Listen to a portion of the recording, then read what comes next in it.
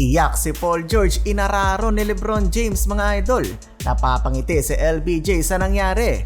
Welcome back Anthony Davis, halimaw kaagad ang pagbabalik ni Dabraw. Los Angeles Lakers versus Philadelphia 76ers. Bago ang game mga idol, nag-viral ang napakalayong tira ni LeBron. Halos whole court mga idol pero nothing but the net by King James. Balik lineup na din sina AD at Rui Hachimura. First quarter hindi binigo ni Dabraw AD ang Lakers sa kanyang pagbabalik. Nakapukol kaagad ng 3-pointer. Grabe yung shooting dito ng Lakers, naka-6 na 3, 14 of 23 pa from the field. Almost 61% shooting para sa Lake Show.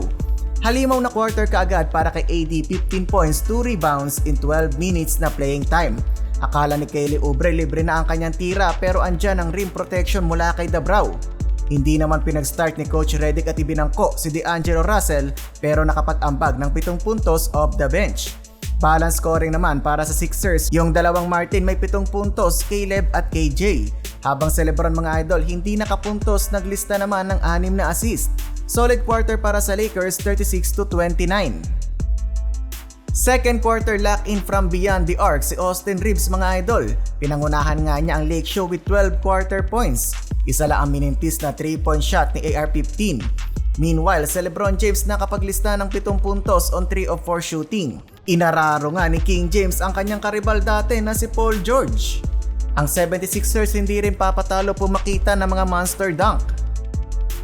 Third period inatake na naman ni LeBron si Paul George, sumama pa ang kanyang teammate dati na si Andre Drummond.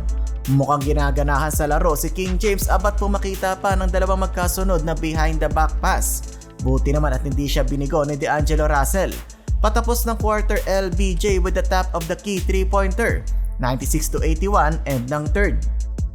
Fourth quarter, bumubulit pass na naman si King James, ganda ng pasa ni Austin Reeves kay Hayes. Sumunod na play, LBJ na naman pinakagat ang defender, now you see me, now you don't. 7-minute mark, King James nagiinit na talaga, bigla na naman pumukol from top of the key. 3 remaining, nag-reverse parking na naman si LeBron sa poste, sabay third around fadeaway. Tamang patawa-tawa na lang si LeBron. Sa dulo, panay sigaw na naman ng crowd kay Bronny James. Final score 116-106, panalo ang Lakers.